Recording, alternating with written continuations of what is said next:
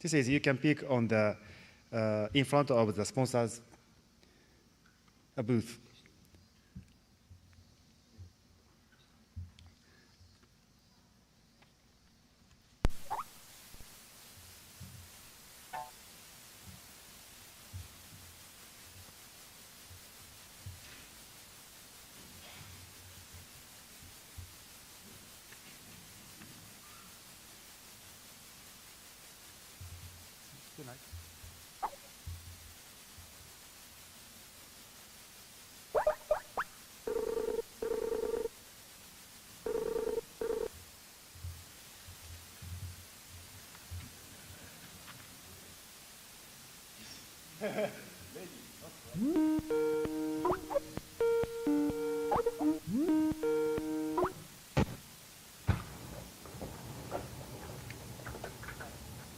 Hi, how are you?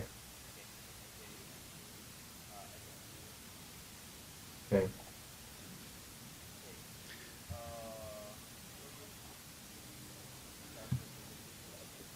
Yes, first.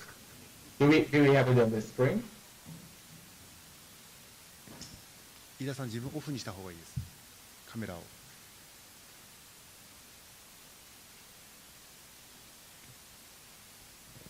Okay. Is it fine? Can I start? Okay, perfect. Yes, thank you. Okay.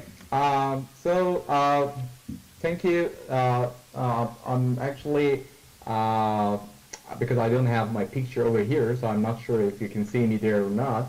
But first of all, I would like to thank Rob and the team for kindly facilitating this remote presentation. I wish I could be there, but actually due to unforeseen situations, I had to cancel my trip. My name is Alireza Kashian. I'm actually doing my final year PhD at University of Melbourne, and at the same time I work at the Center for Disaster Management and Public Safety. My advisors and the team members are Prof. Rajab Ifard, who is head of our center, Dr. Richter from Umeå University in Sweden, and Dr. Chen, who is also a research fellow in our lab. I'm actually very excited to present the analytical tool that we have developed in recent months. So let's begin. Let me begin straight away with the problem that I'm going to challenge today. As you know, we're not 100% sure if all existing or new added points of interest to the OSM are semantically or logically very well positioned in OSM. Some questions like, as you see on the map, is like, is it logical to have a nightclub very close to a hospital if someone tries to register a nightclub close to the hospital? Or maybe another question could be like, how far a ferry terminal can be away from a body of water or river? These questions are actually telling us that we have to be careful about letting people adding new points of interest to the map. But how these errors are actually created? Newbies are actually, amateur new users are creating lots of errors, as we know. Vandalism, intentional damages are always there. We have seen it in Wikipedia, and we have also some records on history on OpenStreetMap as well. We also have lack of local knowledge, so many of people who are contributing are not living in that local area, so probably they're making some mistakes. And sometimes we're using the satellite imageries and they're low resolution, so probably it's very hard to pinpoint the correct position for a point of interest.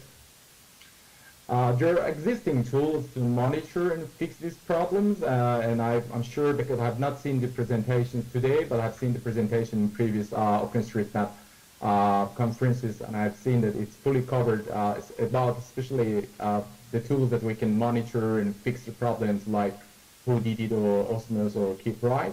But actually, all these tools are helping us to dig into the existing data and trying to figure out where the problem is situated. But what we are proposing is a bit like different, which I'm going to present in the next slide. We all know that contributors invest a lot of time and energy to build maps, and also we know that the ultimate goal is to have a good quality, trustable, and useful map. But we need an automatic live error detection technique to save time and energy for editors. And I think that that's not the option. That's a real need. We want finally to have something like to say that OSM quality is guaranteed, because that's a question from the official data providers that OSM is not at the stage of at the stage of quality that we can use it in official applications. So our solution for tracking the points of interest and their position on the map is the OSM POI Analyser. This is an analytical tool that you can access through the address openstreetmap.me. If you have a laptop, you can quickly check it out. We investigated the problem from different dimensions, including checking the positional accuracy, logical consistency, and completeness of points of interest in different cities of the world.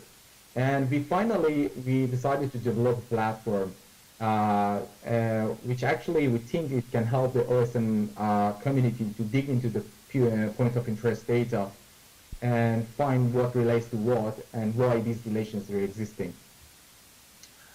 So what does this tool do? As you know, thousands of new POIs are added daily to OSM database.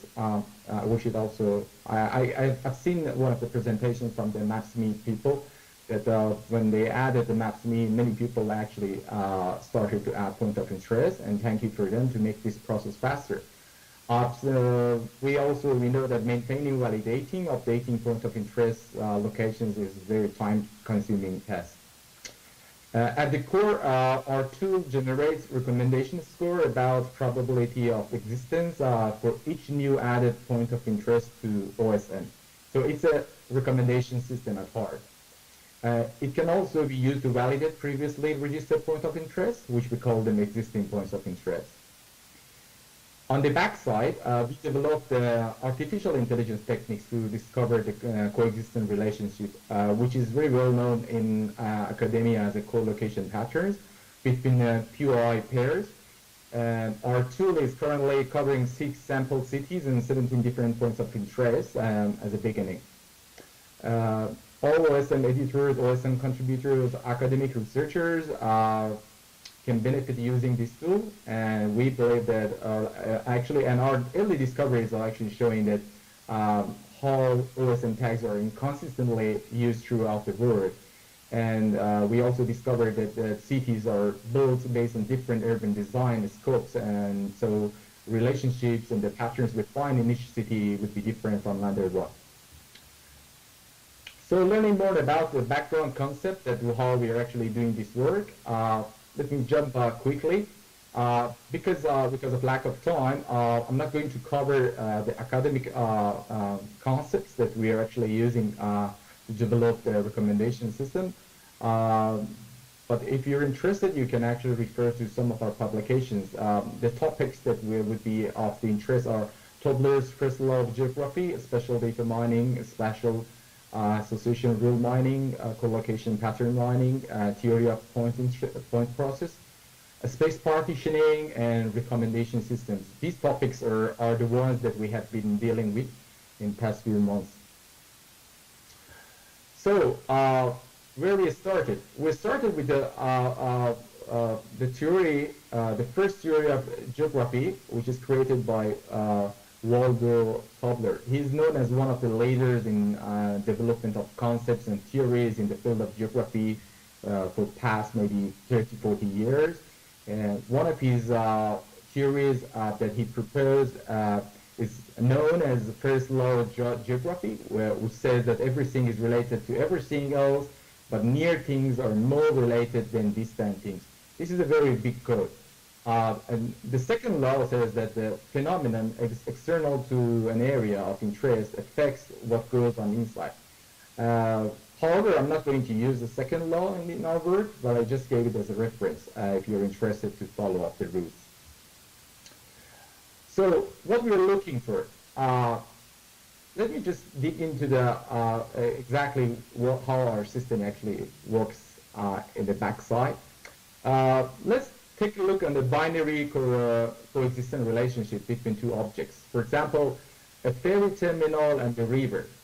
The C here represents the competence of the rule. So, for example, the C here saying that 80%, it means that 80% of the ferry terminals have been close to the river. If we read this rule like that, then it's very easy to read the rest of the rules like as I read now. For example, railway station and the railway route, 99% of them are very close to railway route. Or the ATM machines, 95% of them are located inside the buildings.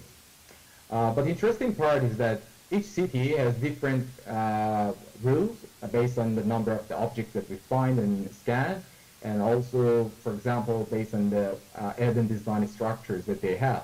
For example, in Melbourne, where I live, hospitals are usually filling up a very large land area, but there are some cities in the world that the hospitals are actually part of some stories of a very tall building, which could be like a residential building, but some floors are associated to the hospital, which such a thing doesn't exist in Melbourne. Our technique is actually more, it's called as a feature-centric partitioning of a space. We use two techniques like method 1 and 2. Sorry for the mistake that I've made here. Method 1 is the 15 clusters around the center, and method 2 is about 8 clusters around the center. What we do is very simple. We are actually scanning for all, for example, ATMs in Melbourne. This is as an example. Maybe we find 300 ATMs. So we create 8 cluster distances as a circular clusters. We call it do not clusters. And these clusters are actually having the ranges of radius of 50 centimeter, 5 meter, 10 meter, 20 meter, and as you see onward up to 1,000 meter. We don't go beyond 1,000 meter to scan for the objects, but what we do is that we scan all, for example, 200 or 300 ATMs in Melbourne, and we read all the nearby objects in each of these clusters. So we're actually trying to quantize the distance into the clusters. I think if you guess how we are actually doing the distance clustering. We use the different clustering technique as a method 1, but we decided to jump into the different clustering. So we have used those methods to actually scan the objects in each city. This is the some statistics of the cities and point of interest that we have done in our project. We have processed in our project. Paris, Melbourne, London, Amsterdam, Rome, and Jakarta. We tried to select some cities from Europe and also from Australia and also from Asia.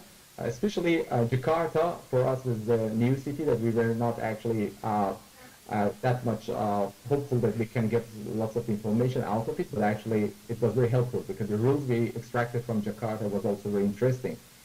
The sample point of interest that we have, 17 of them, are post boxes, railway platforms, bank, ATM, shopping mall, hospital, and restaurants, but there could be like 1,000 of them. But we only extracted sample list and started to do process.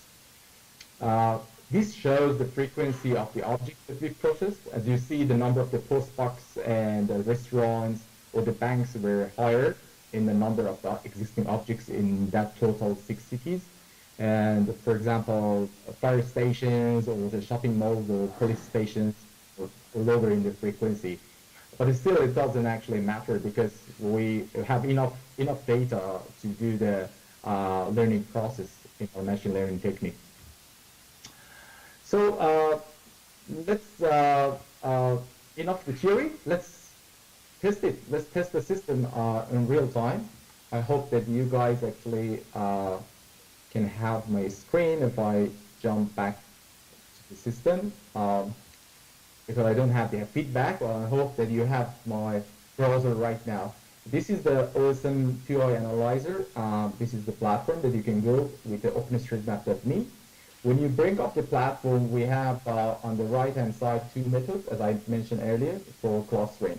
So if you choose the method 2, which is the newest method that we are using, and then we can select one of the cities on the right-hand side. For example, I select Melbourne, or maybe I can switch to Paris. And then I can say that, okay, I wanted to register maybe like a playground. And then I can zoom in on the map and say, okay, I'm very interested to maybe register a playground just over here.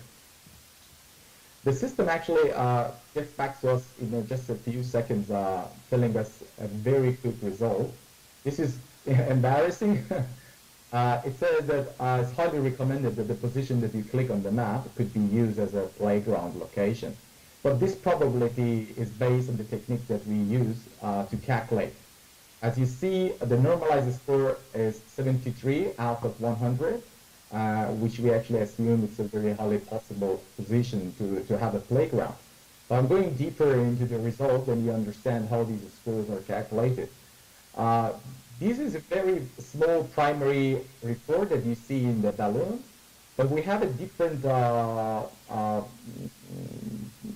button here which says generate report. If we click on generate report, it usually takes like a few seconds, but it brings up much more results for you to dig into the tables and how the scores are calculated. Might take like a few seconds for the server to process that.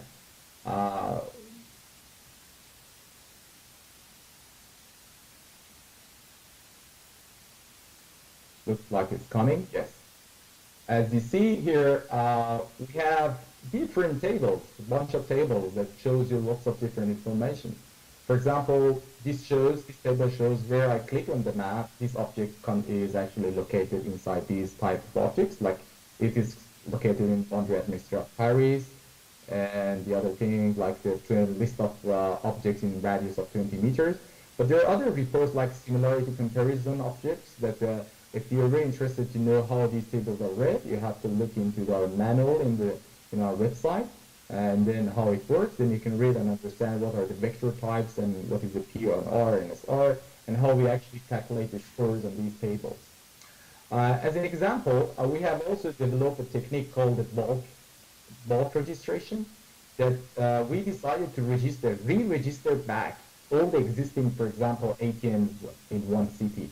The existing ATM means the ATM that already exists in OSM or database. But we wanted to rank it based on our system and see which ones are outliers.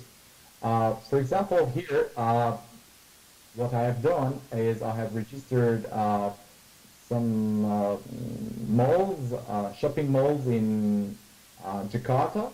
As you see, I have ranked them based on the score, 200 maybe more, if I can dig in that. 300 shopping malls are registered. These 300 are existing at the moment. But the interesting part is that if you zoom in on the map, you see, for example, this one has got a very low score based on our system. As you see, the location of the point of interest is outside of the boundary of the building, and it's also in the middle of somewhere very far away from the urban area. So if you look at the scoring, it says that, okay, it gets scored because it's close to the primary, it gets some score because it is close to building years and blah, blah. But if we go to the other malls that have got the very higher scores, then you see, okay, because it is located in the building, yes, and also it's also located in the land use commercial, so it gets a lot of score. So this tells us that there is no consistency when the users are adding points of interest to the map, and many of the objects are not properly tagged. That's a very interesting finding over here. But let me jump a bit to another example, like ferry terminals in Amsterdam. We have done the same, and this also shows another example of a ferry terminal that you see over here. It is located over here, and it is there now, but actually it's in the grass area, and it's not a ferry terminal, and it's far away from the body of the water. But it's very interesting because you can look into these results and even find those bugs in the map that exist. And even this system can help to, in live mode, if we provide the API to the OpenStreetMap, we can actually score any incoming point of interest, and then we recommend them that this location could be accepted or not. We have other different examples over here, but to save the time, I probably have to switch over and go back to the slides.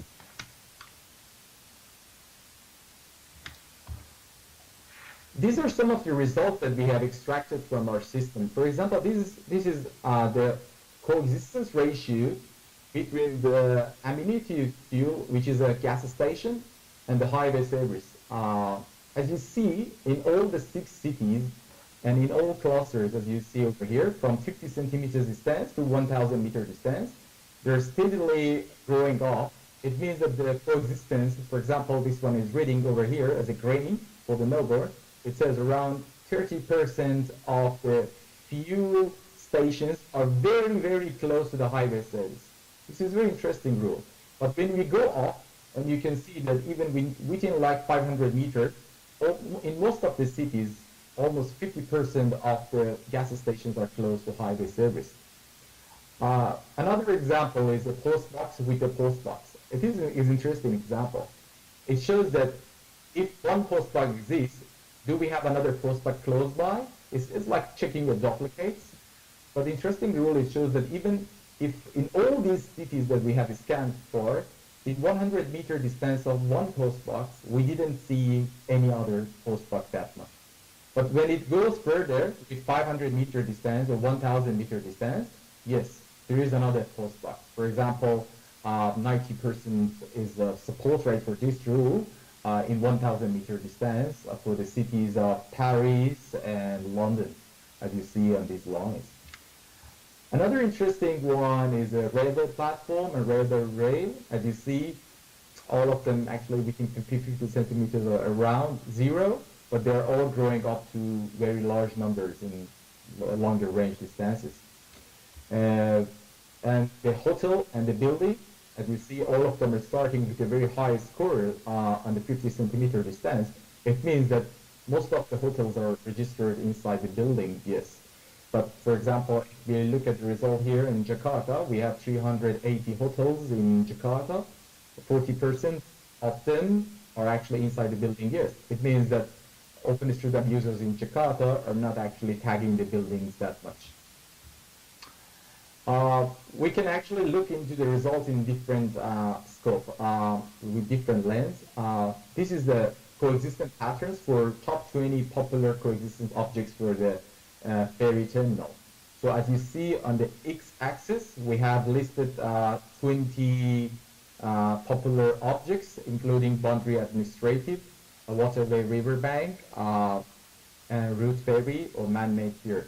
So it shows that in all these cities, Ferry Terminal has a very high coexistence relationship with the riverbank and route ferry and man-made pier. And this is interesting that this rule is actually very similar in most of these 6 cities that we have studied.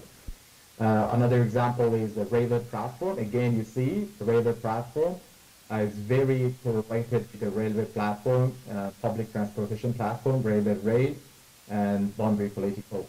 As you see, boundary administrative is always on the first because, of course, most of the points of interest are located inside the boundary administrative. This is another interesting chart. It shows that it shows the reverse side of the work. It says that, okay, what type of object could have a very good relationship with parking in different cities? As you see, shopping malls are having very good relationship with the parking. So if we have a shopping mall, probably, it's a very high probability that we have a parking around. Or we have an amenity recycling, or ATM, or hospital. So all of them are saying that, okay, there should be some parking very close nearby. So these charts are actually indicating in a reverse mode. Another example is land use commercial. As you see, like hotels are more or less in most of the cities are located in the land use commercial, shop mall, and then pub and police, which is actually, this one is interesting for us because the police stations are actually located in the land use commercials. This is another interesting one. As you see, for the tag place city, it has been only used in London. So in all the 6 cities that we had, only in London they have the tag of the place for city. I don't know because I'm not actually very familiar with the history of development of the tags in OpenStreetMap. I've seen lots of presentations and it shows that gradually they have been changed. but people have started to use, for example, boundary administrative instead of using other tags. But it shows that in London, still the place but city exists largely there. So our vision for the future of this system, let's say, for example, we have some dreams for the future. We wanted to actually improve what exists at the moment. Our recommendation system should be better and better in scoring. We also want to work on finding random coupled objects to find hidden patterns, because at the moment we're using the feature-centric, which actually we pinpoint each object on the map and when we scan nearby objects. But we wanted to scan randomly and find something out of somewhere, like, you know, we're not sure about the patterns, but something interesting could be there. We're actually also interested in discovering larger co-location association rules instead of only binary rules. At the moment, we're only looking at binary rules, like as you saw here, but maybe there are some other rules like bank, ATM, and hospital. It means that whenever you see the bank, then you see a hospital, and also there's an ATM machine inside it. So that's a bigger association rule. And we also want to use deep learning techniques to classify based on clustering attributes. So these are actually some of our targets for the future. Okay, that's time for the party, and thank you for listening. Don't forget to contact us. If you have any comments, more than welcome. Please send me through the email or Skype, and you can also download our presentation or follow me on Twitter. Thank you very much. Thank you very much for presentation. I'm moderator Hiroshi Mura, and if any questions, please come here and talk here, and then. I can see, yeah, I can see you. Here.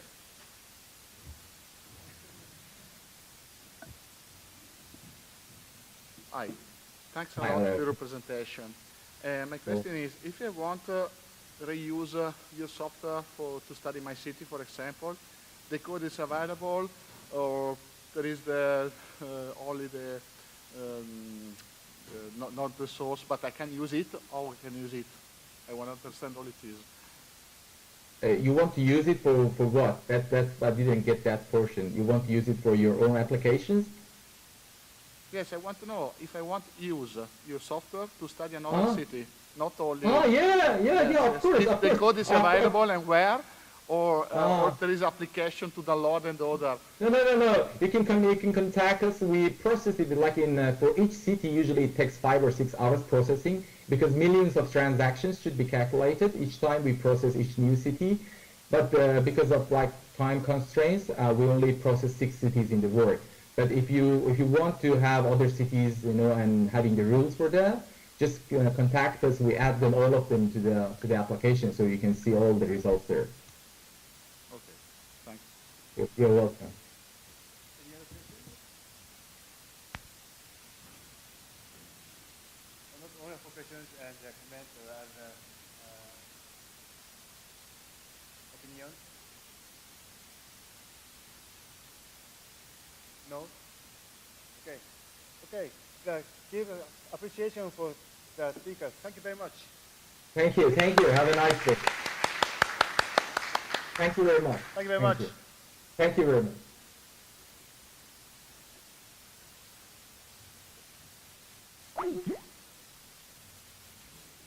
Now, the presentation today is finished.